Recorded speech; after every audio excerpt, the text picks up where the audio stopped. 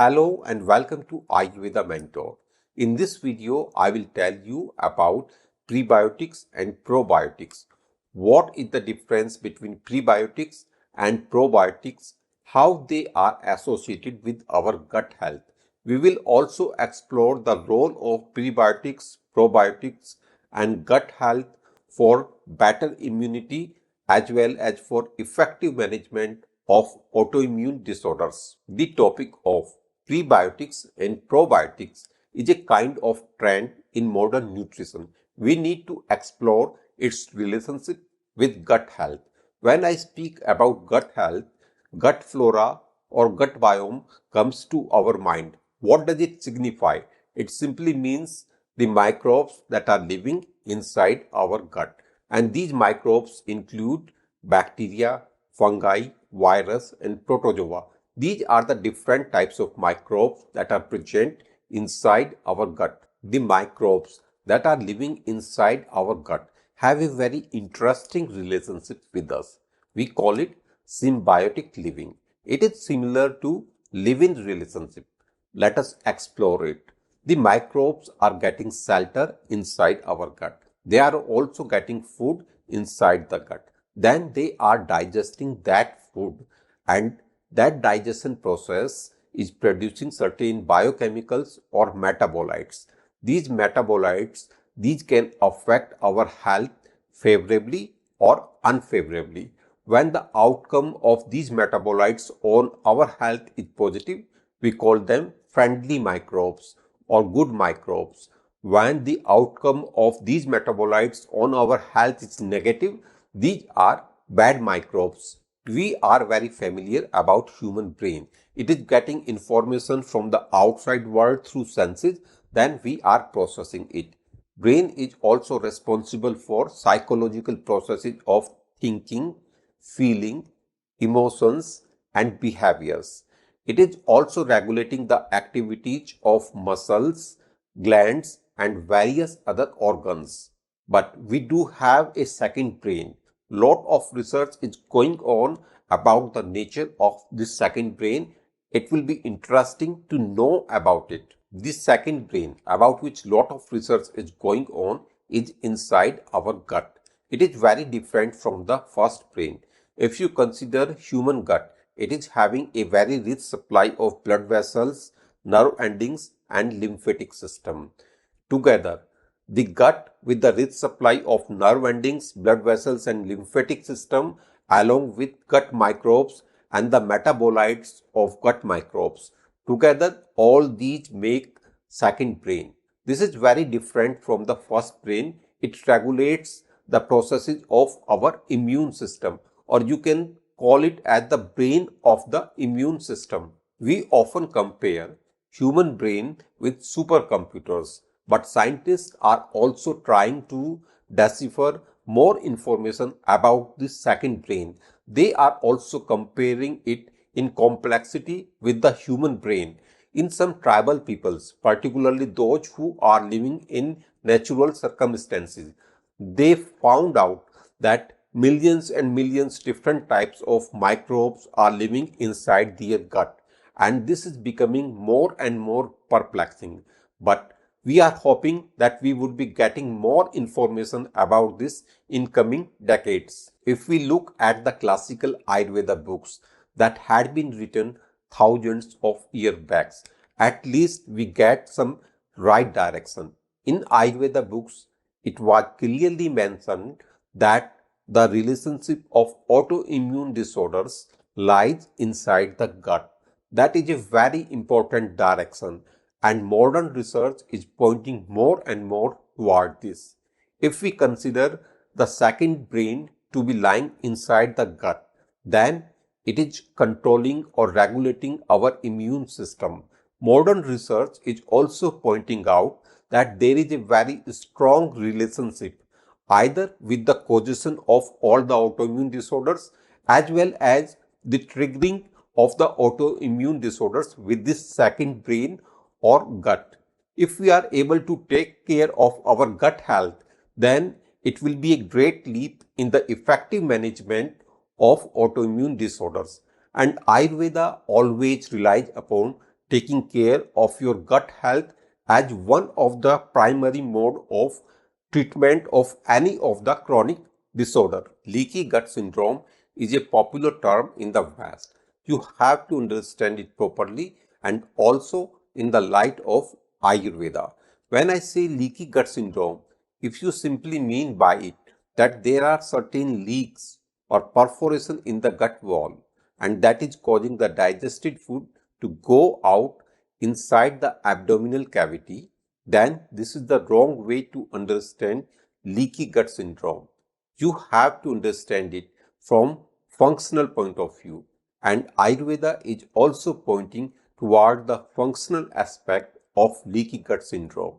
If you look at the small intestine, this is the seat of digestion and absorption.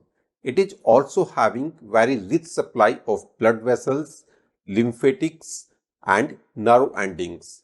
So if there is some inappropriate digestion and there are certain metabolites that are being produced inside the small intestine, Ayurveda calls these metabolites as ama or amatoxins.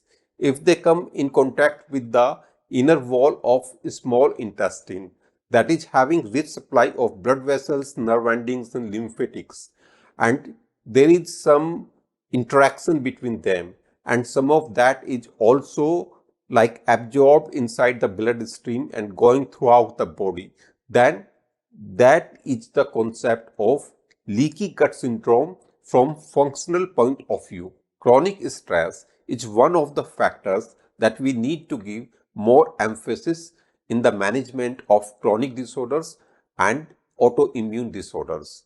This stress that I am talking about here is held up stress. It is the deep-seated, unsettled feelings and emotions that are lying inside us, and it is causing the long-term stress. In over 20 years of clinical practice, I have not come across even a single person who is having autoimmune disorder and this type of held up stress is not present there. Many times the person doesn't admit in the beginning that I am having any type of stress.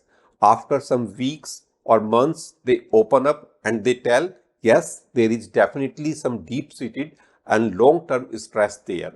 And in autoimmune disorders, this type of chronic and long-term stress causes one of the most important triggering factor for all the autoimmune disorders. If you consider the yoga point of view, the heart and navel centers or chakras are very important here.